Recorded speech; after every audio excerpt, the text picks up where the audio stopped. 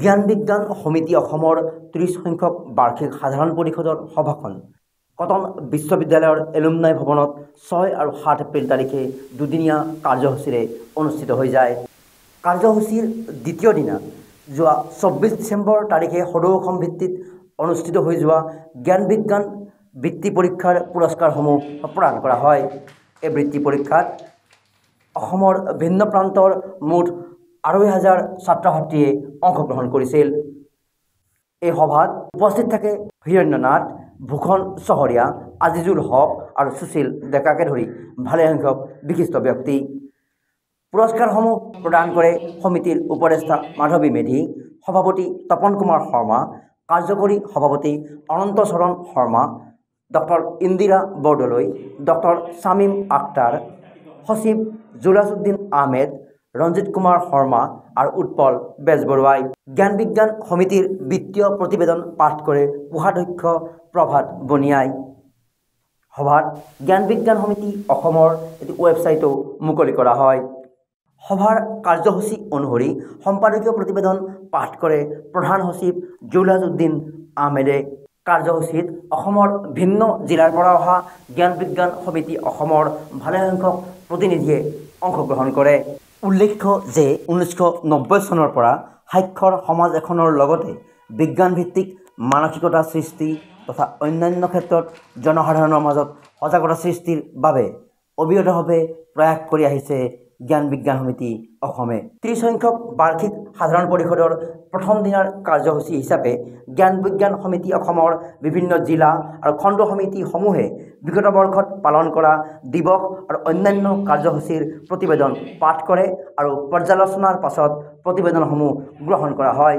প্ৰথম দিনা গোলকীয় উষ্ণতা, স্বাস্থ্য আৰু কৃষি ক্ষেত্ৰত ইয়াৰ প্ৰভাৱ শীৰ্ষক এক আলোচনা চক্ৰও অনুষ্ঠিত হয়। আলোচনা চক্ৰত আলোচক হিচাপে অংশগ্ৰহণ কৰে বিজ্ঞানী জয়ন্ত কুমাৰ শৰ্মা, অভিযন্তা নজিবুদ্দিন আহমেদ, কৃষি বিষয়া কল্পৰঞ্জন গগৈ, পৰিৱেশ কৰ্মী জয়ন্ত কুমাৰ পাঠক আৰু অসম বিজ্ঞান প্ৰযুক্তি পৰিৱেশ পৰিষদৰ বিজ্ঞানী ঋতুপৰ্ণা দাসে।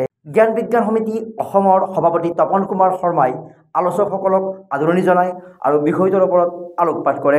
বিজ্ঞানী জয়ন্ত কুমাৰ শৰ্মাই পৰিৱেশ সুৰক্ষাৰ ক্ষেত্ৰত অসমৰ বিভিন্ন জনগোষ্ঠীৰ মাজত অতীজৰে পৰা প্ৰচলিত হৈ অহা প্ৰাকৃতিক ব্যৱস্থাসমূহৰ বিষয়ে বিৱৰি কয়।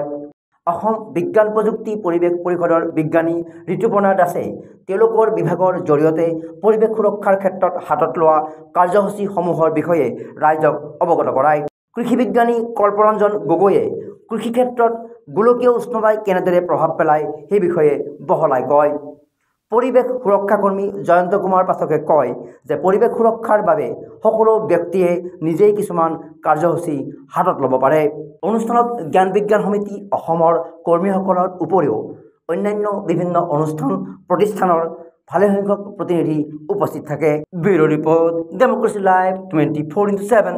চমুকৈ আমি 90 চনৰ পৰা ইয়াত গোট খাই আছোঁ, একেলগে আছোঁ, গোটেই অসমত কাম কৰিছোঁ। 7টা ব্লকত কাম আৰম্ভ কৰিছিলোঁ। আমি বয়স্ক পঢ়িব নোৱাৰা লোকসকলক ঘৰে ঘৰে গৈ পঢ়ুৱাইছিলোঁ। তাৰপিছত আমি বিদ্যালয় আন্দোলন এটা গঢ়ি তুলিছিলোঁ, এতিয়াও চলি আছে। আমি পঢ়া শুনা পঠনশীল সমাজ এখনৰ কাৰণে কাম কৰি আছিলোঁ, এতিয়াও কৰি আছোঁ। এখন পঠনশীল সুন্দৰ, সকলোৱে দুমুঠি খাব পৰা, সকলোৱে স্বাস্থ্য ভাল হ'ব পৰা, বিনামূলীয়া স্বাস্থ্য, বিনামূলীয়া শিক্ষা দিব পৰা সুন্দৰ সমাজ এখনৰ সপোন দেখি আমি কাম কৰি আহিছোঁ। তাৰ উদ্দেশ্যে আমি পৰম্পৰা মানি এইবাৰো কিতাপ পঢ়া আন্দোলনৰ প্ৰতিযোগিতাটো পাতিলোঁ। আজি আটাইয়ে লগ হৈছোঁ, পুৰণা কৰ্মীসকল লগ হৈছে। এইডোখৰত আটাইয়ে থিয় হ'ব পৰাহেঁতেন ভাল পালোহেঁতেন, তথাপিতো প্ৰতীকী হিচাপে আমি ছাত্ৰ ছাত্ৰীসকলৰ লগত থিয় হৈছোঁ। আমি পৰস্পৰৰ পৰা আশীৰ্বাদ খুজিছোঁ। আগন্তুক এখন সুন্দৰ সমাজৰ কাৰণে আমি আগবাঢ়ি যাম, এইটো আশা ৰাখিছোঁ। অহা বছৰ প্ৰতিযোগিতাটো এইবাৰ 2500 মানুহৰ মাজত পতা হৈছে ছাত্ৰ ছাত্ৰীৰ মাজত।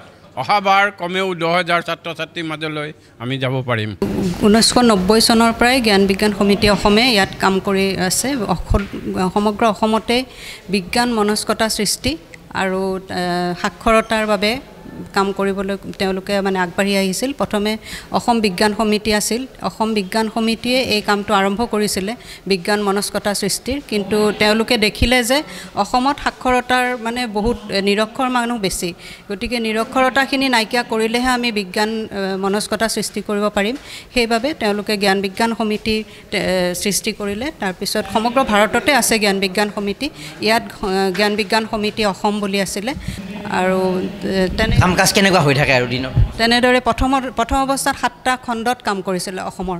সেই খণ্ডত তেওঁলোকে ঘৰে ঘৰে গৈ কিমান নিৰক্ষৰ আছে সেইখিনি বিচাৰি উলিয়াই তেওঁলোকক ইজনে সিজনক পঢ়োৱা, 10জনক এজনে পঢ়োৱা, এনেকুৱা ধৰণৰ কাম কৰি সাক্ষৰতাৰ পৰিমাপ বহুতখিনি বঢ়াবলৈ সক্ষম হ'ল। আৰু পিছলৈ জ্ঞান বিজ্ঞান সমিতি অসমে কেইবাটাও অনুষ্ঠানৰ জন্ম দিলে। তাৰে এটা মাইক্ৰ' ফাইনেন্স হ'ল প্ৰচেষ্টা বুলি এটা মহিলাসকলৰ কাৰণে, আৰু এটা আছে জনশিক্ষণ সংস্থান, এইটোৱে কাম কৰে নিৰক্ষৰ যিসকল নতুনকৈ সাক্ষৰ হ'ল তেওঁলোকৰ বাবে স্কিল ডেভেলপমেণ্টৰ কাম কৰে। আৰু এটা আছিল নতুন সাক্ষৰসকলৰ বাবে কিতাপ উলিওৱা, বিভিন্ন ধৰণৰ কিতাপ তেওঁলোকে পঢ়িব পৰাকৈ সহজ ভাষাত কিতাপ লিখি পেলাই, এইটো হ'ল সম্পদ কেন্দ্ৰ অসম। আৰু এই জ্ঞান বিজ্ঞান বৃত্তি পৰীক্ষা যিটো আজি পুৰস্কাৰ প্ৰদান কৰা হ'ল, এইটো প্ৰথমতে আছিলে জ্ঞান বিজ্ঞান বৃত্তি পৰীক্ষা এনেদৰে ল'ৰা ছোৱালী স্কুলীয়া ল'ৰা ছোৱালীৰ মাজত কৰা হ'ল। প্ৰথম অৱস্থাত এইটো আছিলে যে যিসকল বয়সস্থ লোক তেওঁলোকে নিৰক্ষৰৰ পৰা সাক্ষৰ হ'ল, নৱসাক্ষৰ, তেওঁলোকেও এই পৰীক্ষাটোত অৱতীৰ্ণ হ'ব পাৰিছিলে।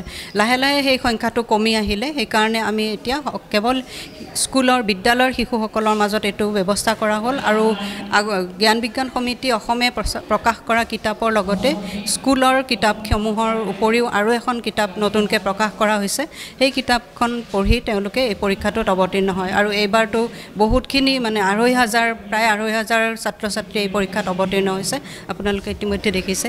আৰু এনেকুৱা ধৰণৰ বিজ্ঞান মনস্কতা সৃষ্টি, সজাগতা, মহিলাৰ বাবে যে অৰ্থনৈতিক স্বাৱলম্বিতাৰ প্ৰয়োজনীয়তা, এনেকুৱা ধৰণৰ কামখিনি আমি কৰি আহিছোঁ।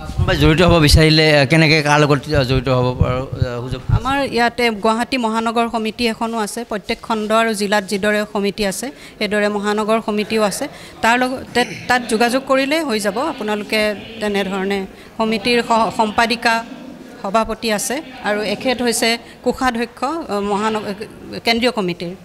নাই, এইটো আচলতে আমাৰ গোটেই উদ্দেশ্যটো আছিল, প্ৰথমতে আমি সাক্ষৰতা কাম কৰিছিলোঁ যে যিমানবিলাক 9 বছৰৰ পৰা ওপৰৰ যিমানখিনি বয়সস্থ মানুহ আছে যিসকলে পঢ়া শুনা কৰা নাছিলে তেওঁলোকক আমি পঢ়াৰ ব্যৱস্থা কৰিছিলোঁ। তাৰপিছত দেখিলোঁ যে আমাৰ এটা দায়িত্ব ক্ৰমে বাঢ়ি গ'ল।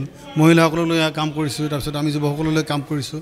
তাৰপিছত দেখিলোঁ যে আমি এখন পঠনশীল সমাজ এখন আমাৰ গঢ়াৰ এটা স্বপ্ন আছিলে যে মানুহে পঢ়ক।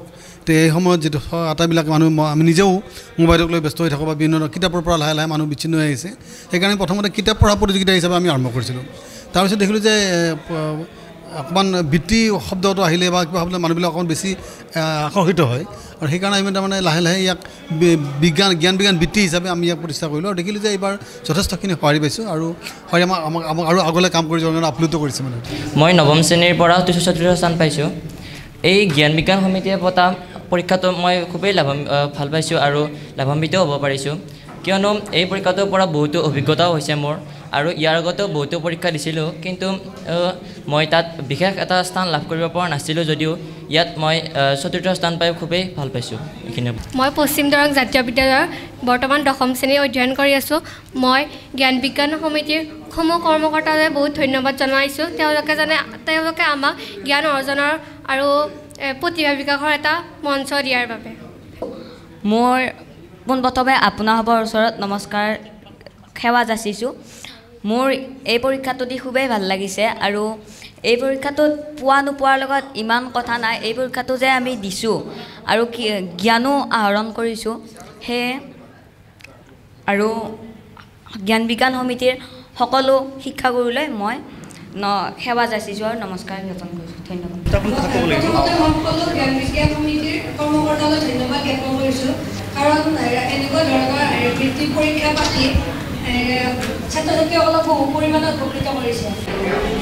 এই জ্ঞান বিজ্ঞান বৃত্তি পৰীক্ষাটো 1999 চনৰ পৰা চলি আছে, আৰু এইবেলি 17খন জিলাই এই প্ৰতিযোগিতাত অংশগ্ৰহণ কৰিছে, আৰু 56খন কেন্দ্ৰত এই পৰীক্ষা অনুষ্ঠিত হৈছে 2530 জন ছাত্ৰ ছাত্ৰীয়ে এই প্ৰতিযোগিতাত অংশগ্ৰহণ কৰিছে আৰু দেখা গৈছে যে এইবাৰৰ যিটো উৎসাহ যিদিনাখন নেকি জ্ঞান বিজ্ঞান বৃত্তি পৰীক্ষা অনুষ্ঠিত হৈছিল সেই দিনটোত গোটেই অসমত আমাৰ য'ত নেকি অৰ্গেনাইজেশ্যন আছে তাত এটা উৎসৱমুখৰ পৰিৱেশৰ সৃষ্টি হৈছিল আৰু এইবাৰ অন্যান্য বছৰতকৈ এইবাৰ মানে বহুত ল'ৰা ছোৱালী আগুৱাই আহিছে আৰু এইবাৰ আমি কি কৰিছোঁ অন্যান্য বছৰতকৈ পুৰস্কাৰৰ পৰিমাণটো বেছি ৰাখিছোঁ 2530 জন ছাত্ৰ ছাত্ৰীৰ ভিতৰত আমি 100 পুৰস্কাৰৰ ব্যৱস্থা কৰিছোঁ তাৰে 25 জন স্থানপ্ৰাপ্তক আমি গুৱাহাটী কটন কলেজৰ এইখন প্ৰেক্ষাগৃহত আনি পেলাই পুৰস্কাৰৰ ব্যৱস্থা কৰিছোঁ আৰু বাকী 75 জনক নিজ জিলাত পুৰস্কাৰসমূহ দিয়াৰ ব্যৱস্থা কৰা হৈছে সঁচাকৈ এইটো আমাৰ কাৰণে এটা খুব ভাল পদক্ষেপ আৰু লাহে লাহে এই যিটো প্ৰতিযোগিতাৰ পৰিসৰ ডাঙৰ হৈ গৈ আছে